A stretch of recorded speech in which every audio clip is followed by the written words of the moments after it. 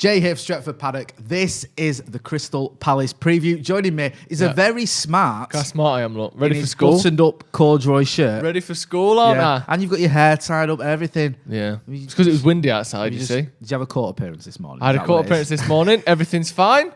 That window smashed itself. There's nothing better than and a the not brick guilty with verdict. the note that said the P word on it that was found inside the premises was nothing to do with me. The P word?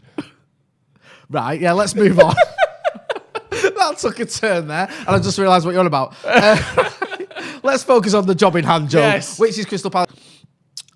Going ahead to this game, especially after the fact that we've just had the result at Stamford Bridge that wasn't that great, that was disappointing. Is this a game that United have to win? I know we say this every week, and it's the term must win does me head in, because if you lose, what does that mean? That the season's over? No. But do you feel that, especially considering our recent form, that we really need to kick on and get a result against a team who have been struggling? Yeah, because at some point we're looking up, we're looking at Man City. Oh, it's probably done now. All this sort of thing, 13 points, whatever. We can still get all that conversation is fine. But at some point, we have to start looking down. And if we don't beat Crystal Palace, we are firmly looking down, because Leicester can catch us up. It can allow Liverpool to step back in. They won the other night for the first time in about 6 years. But West Ham are in there, of course, as well. Chelsea, who I know we kept that 6-point gap from them by drawing with them. If we don't beat Crystal Palace, all of a sudden that gap gets trimmed and shortened and becomes a worry. So, yeah, we do need. It's not a must-win, obviously, because we'll still be top four no matter what happens. But we can't afford to be losing and dropping points in these games. Luckily, when I say losing, I know we did lose to them earlier in the season, but this rough run of form we've been in, as you can see here, 3 wins out of the 5 there. I think it's 4 draws in the 3 draws of the last 5 there, 4 draws in the last 6 in the league. Not particularly good, dropping a lot of points, obviously.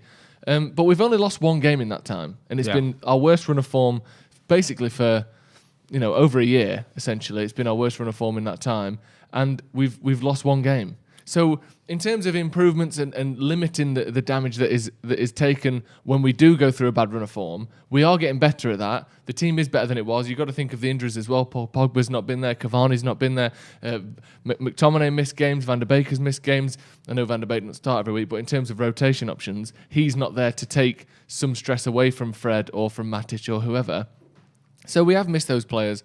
And the fact that we have only lost 1 game in that run of games, to me, is encouraging. But we can't, go, oh, it's great. We've drawn 8 games out of the last 10, because we'll still be out the top 4, regardless of how many games we've lost. It pains me to say it, but with the City game coming up, and you just mentioned there the fact that we have that sort of 6-point buffer between ourselves and Chelsea, for example, that this is a game we need to take points from, because you've got City coming up, and that's going to be very difficult. City, at the Etihad, it's going to be a difficult task. So you want to go into that game as off the back of a win, and also the fact that if you don't take any points from that game, you don't want to be losing this one as well, because then if Chelsea get their act together, or if Chelsea don't even get their act together, because they've had their act together since Tuchel took over, but if Chelsea get a couple of wins, then all of a sudden top 4 becomes ropey, doesn't it? Yeah, and they've not... I mean, Chelsea have done all right. They've not been incredible. I don't think they've lost since took over. No. The standout result, obviously, was the win in Madrid against Atletico. But they've drawn plenty of games. I think, I'm not entirely certain, but it's something like 3 wins, 3 draws in the league for them since he's taken over, which is good. And obviously, they looked all right against United, but we were the one who were forcing the pace. We were the team that was more upset with the loss, I think, after with the draw, I think, after the game, or the loss of points. So they look decent, but they still aren't getting in those players that they spent so much money on. So the team that is playing is essentially last season's team, which was all right, but not great. So I think they're going to drop plenty of points between now and the end of the season, but we have to be beating Crystal Palace. We can't let them do the double over us, surely.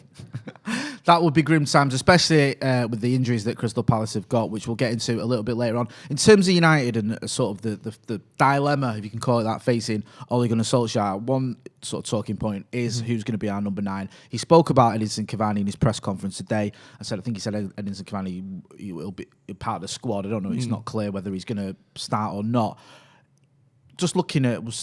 It's either him or Anthony Martial, isn't it? That's gonna play. You think in that number 9. You look there. You've got Cavani stats up. These Premier League stats this season. 17 appearances, 6 goals, 2 assists. Very good. Not amazing, but I think we can agree that he's probably, when he's fit, when everyone's fit, he's more than likely our first choice number 9. But do you still think that's a problematic area for Ole Gunnar Solskjaer? Because even though we've all got on the the good ship Cavani, he's not been fantastic. Because I think I look at some of the games, especially Emirates, where he did miss a couple of easy chances that could have made all the difference. Yeah, he's been good, and I think he's been a bit unfortunate with the timing we brought him in. He clearly wasn't fit. He'd not played club football since March, I think it was, when the French league was disbanded, if that's the right word. But that plays against him a little bit, even though it's not his fault, because obviously he wasn't fit, he hadn't played enough. We bought him in too late. We bought him in on deadline day, so he hadn't had any pre-season. I know no one really had a proper pre-season, but he hadn't had 2, 3, 4 weeks of training and getting back up to match fitness. So those first few games, he could only play as a sub, which means he gets more appearances per goal and assist in terms of stats when you're looking at that. But I think when he has been fit, and in the last sort of half a dozen games or 10 games before he was injured this time, I think he's looked really good. And a massive difference in terms of just movement of strikers that we've seen at United in years. It like Lukaku, I don't think, had the movement of him. Martial certainly doesn't have the movement that Cavani does. I think it's been a long time since we've seen someone make 1, 2, 3 runs before the corner's even taken, or when the ball's being passed through the midfield, he's peeling off the centre-back, and then that doesn't work, and he comes back and he goes short, and then that doesn't work, and then he goes over again, and on the third go, he might get the ball. But he does miss some chances. He's always missed chances. That's been one of the things that's been criticised, or he's been criticised for his whole career, is he misses a lot of big chances. But the great thing about Cavani is he gets in those positions to get those chances more than anyone else. He makes chances for himself, and he's in the right place at the right time. And I think when you look at his stats in terms of his actual goals and assists per minute, it's much closer to being exceptional than when you look at it per appearance. So I've been really happy with how he's been.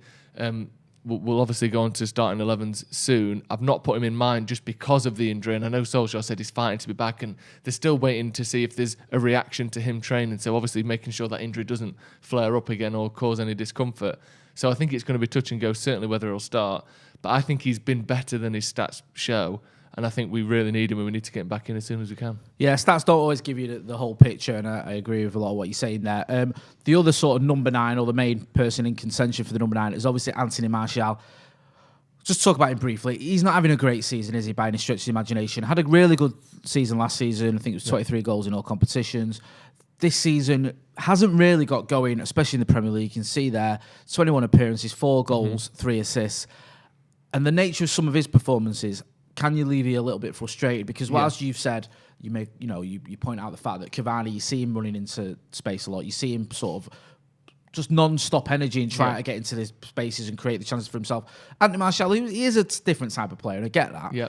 But sometimes you don't see that from him. And when you don't see that for him, coupled with the fact that he isn't scoring goals or really creating chances, it's difficult to get behind him as much as you want to at times, isn't it? Because I quite like Anthony Martial, but I find myself sort of running out of excuses almost with him, because I feel like a player of his quality should be doing a bit more.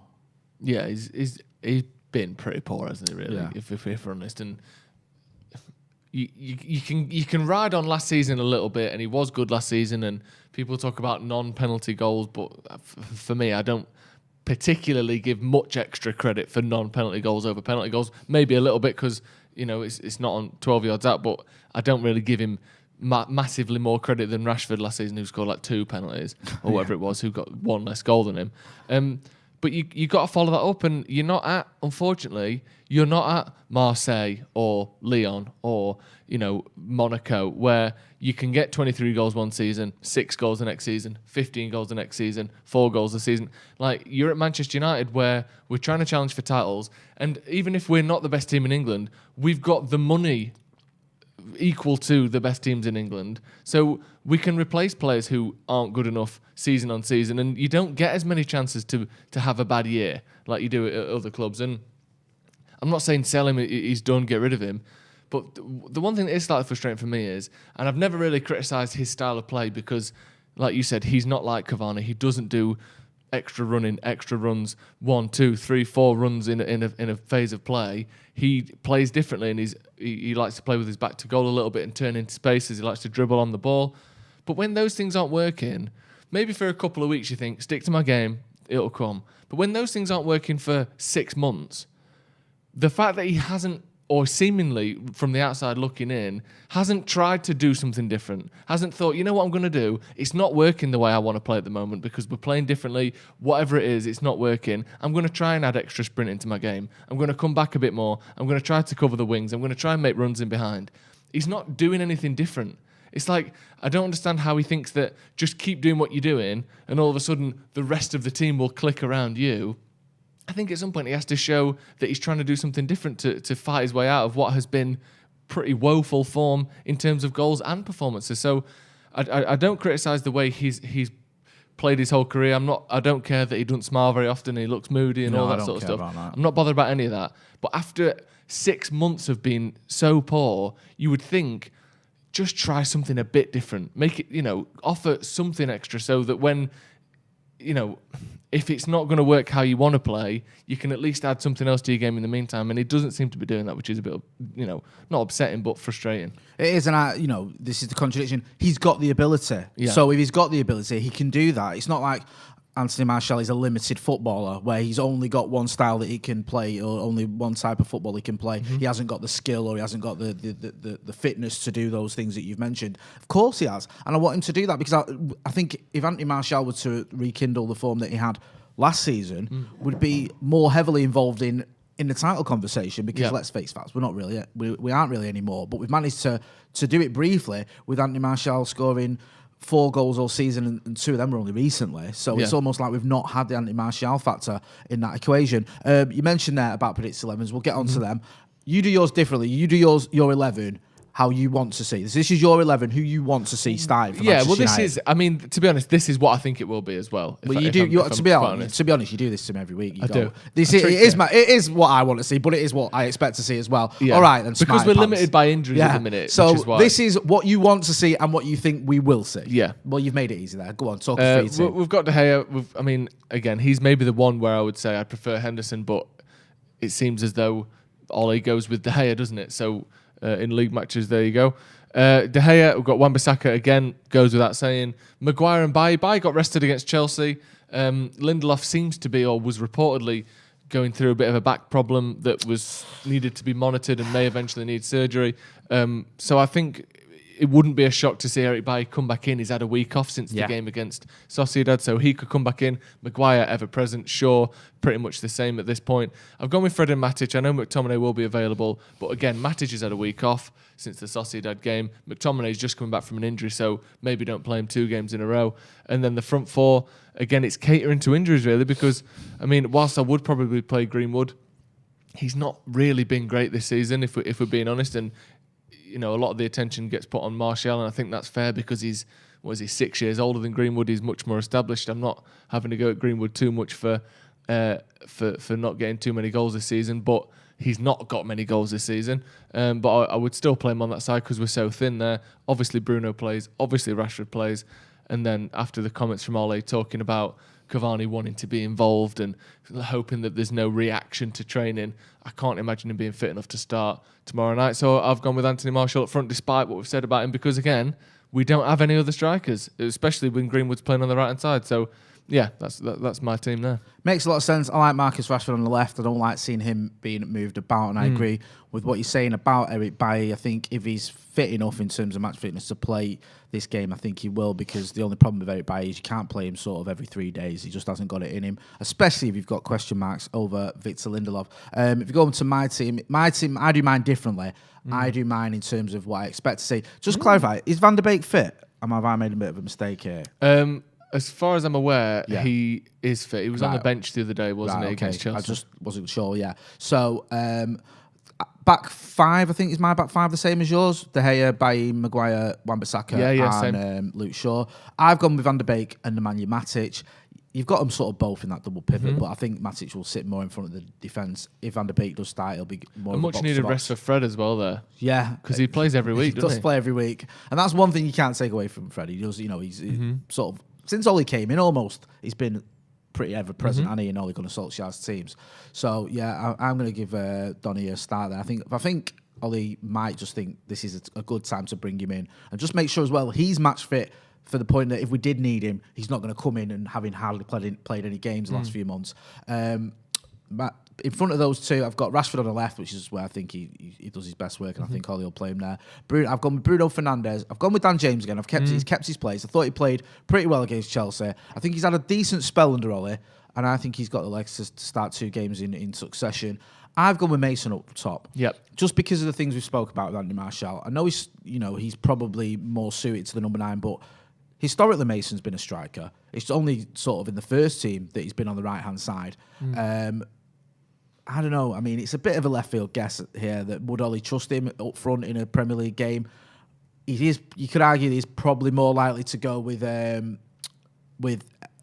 Martial if Edinson Cavani isn't fit. But I just thought mix it up a bit, possibly go with Mason up front. And Mason can play there, so you might look at it and go, "What? Mason Greenwood up front played there a lot as a youngster and scored loads of goals." So that's the sort of the team that I'm going for. But again, it's one of those with Donny van de Beek. Every time I think Donny van de Beek's going to get started, he doesn't. And also, as we mentioned, I wouldn't be surprised if Andy Martial does come in and does start up top, because Edinson Cavani, we're still not sure how fit he is. I think if he was fit, I think he'd be starting, but we're not sure he is. Certainly not match fit enough to start the game anyway. Looking at Crystal Palace, they're, like I said earlier, they had obviously a great start to the season, beating us. They've been a bit up and down. Oh, sorry, we've got a super chat just before I look at them. Jack Carter says, Joe's top of table jacket won't be back for years. Oh, you forgot about that. Oh, no, so did I. Not a chance to wear it I for a don't know while. about years, old Jack Carter. Yeah, we might start if we get a Yeah. 4-0 win opening day of the season next year. Yeah. Pop it right on. I'm ready for that. Yeah. Might not be back for months, I think, is Whatever. actually the I'll wear it correct term. Crystal Palace, there you can see, they've had a bit of a mixed bag. Was that a win against Newcastle, lost to Leeds, lost to Burnley, lost to win against Brighton, and a draw at Fulham. So not terrible, not That's great. what you'd expect from Crystal Palace, isn't it? The mid-table team who playing. I mean, honestly, some of the worst football I've ever seen in my life recently. Oh, it's terrible. I'm not going to lie. The game against Brighton was incredible. Last time it was Palace, they got beat 7-0 off the game against Fulham. That's the end of that. They sit back and they literally like play Jose Mourinho football, which is not a compliment. They sat back against Fulham.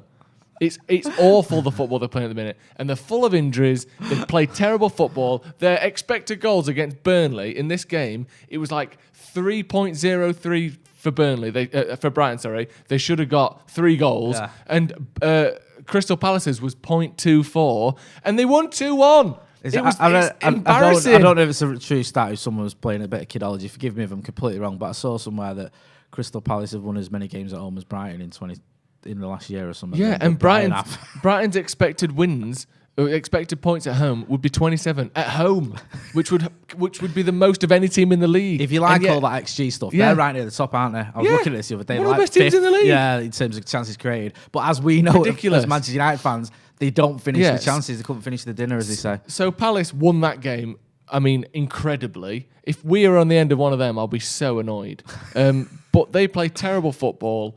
They should have lost the Brighton game. They should have lost the Fulham game. They lost the 2 games before that. They've got tons of injuries. I fully expect us to lose.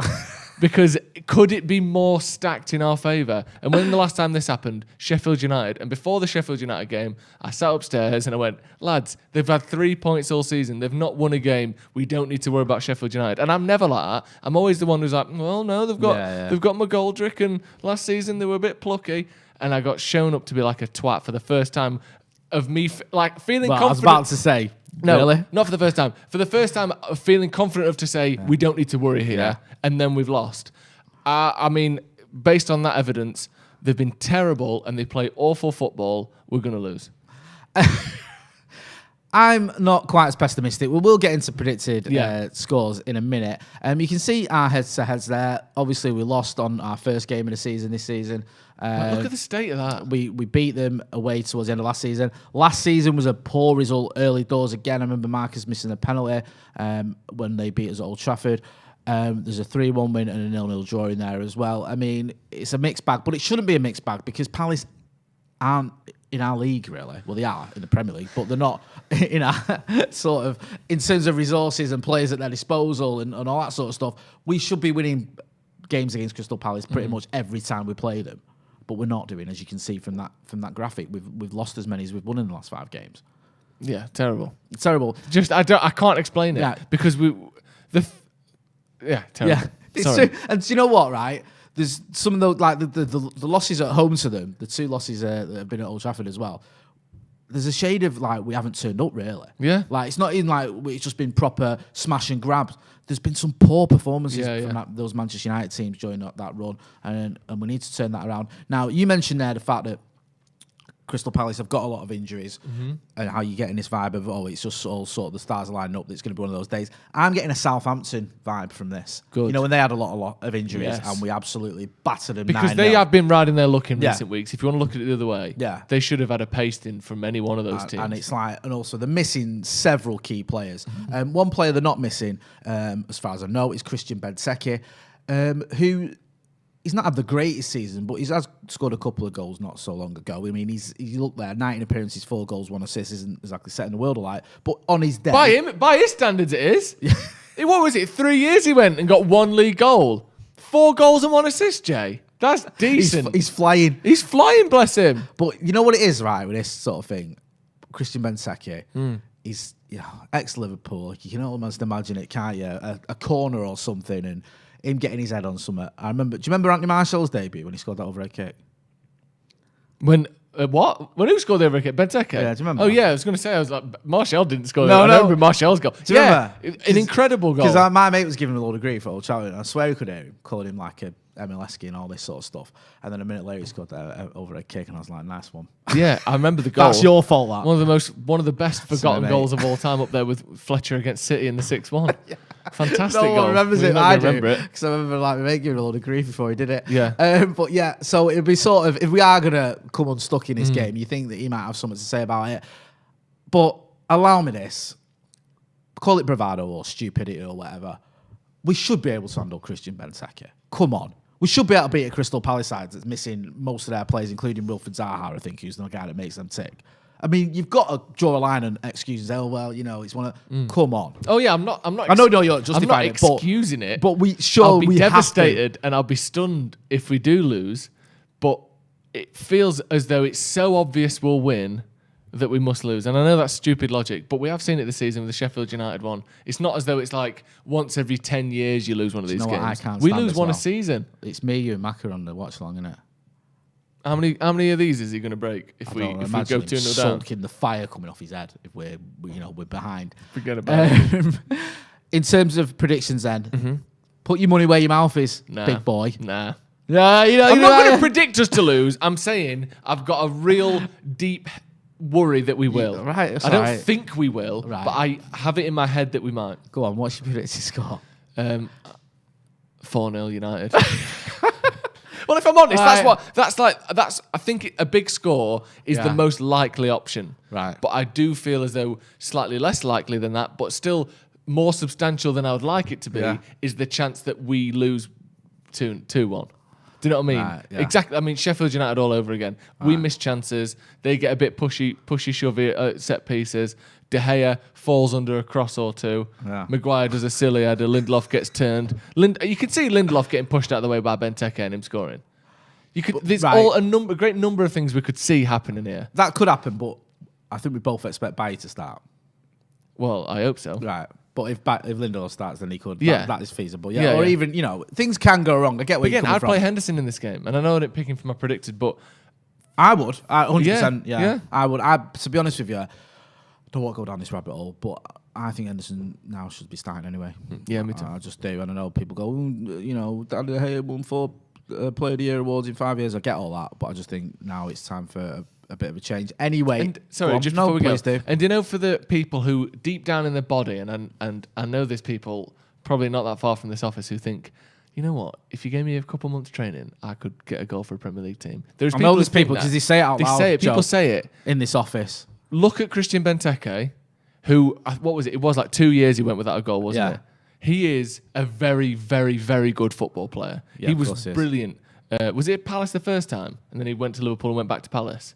Wherever he was. He was at Villa, wasn't he? Villa. Yeah. He was brilliant at Villa. Went to Liverpool, wasn't very good. Came back, didn't score for Liverpool for ages, didn't score for Palace for ages. If you think that you could get a game for a Premier League team, score a goal for a Premier League team, let him be proof, which is a proof of a terrible thing. I apologise, Christian. But it's like the levels are so high. Of course they are. That's it's why ridiculous. I think getting 4 goals, whilst it's not loads, is not to be sniffed at because it's not easy to Anthony get Martial's 4 Premier League got goals. 4 Premier League goals this season. Is he a terrible footballer? No, he's not. He's amazing. What I'm trying to do, Jay, I'm getting in front of the tweets tomorrow night. Christian Benteke, who's shittest striker in England and he's sunk Man United's title hopes.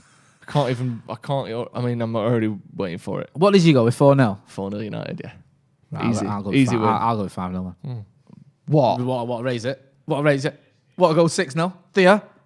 No. Thank you. 3-0. All right, I'll go 2-0 then. Dickhead. 4-0 United. Up the bastards. Joe's going 4-0 United. I'll go 5. I'll go 5-1. Same thing. Same goals. We're going to be sat here after the game tomorrow after a 0-0.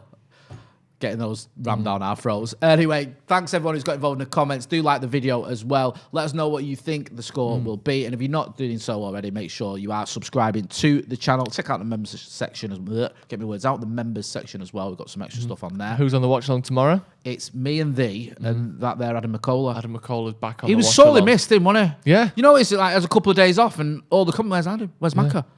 I don't get that when I'm not on the channel. No. I've seen it as well. Where's Steve? Don't worry, Steve's upstairs. Yeah, we'll be back. Do you know what I mean? We can't escape them two. We've tried. That's been Joe Smith, who's famous now on Twitter. He's Twitter famous. Articles about him and everything. Made the Daily Express today. Thank you. Go and check out his tweet. He's not pinned it, but if you scroll down, you'll find it. Joe Smith 93. You'll know the tweet I'm on about. Joe Smith 93. Thank you. How many likes has it got now? Fucking. If I was guessing, I'd say 8,782. But that's a guess. That is a guess. So go check it. You know where to find me. I'm usually on Twitter arguing with people. This has been Stretford Paddock Crystal Palace preview. Thanks for watching.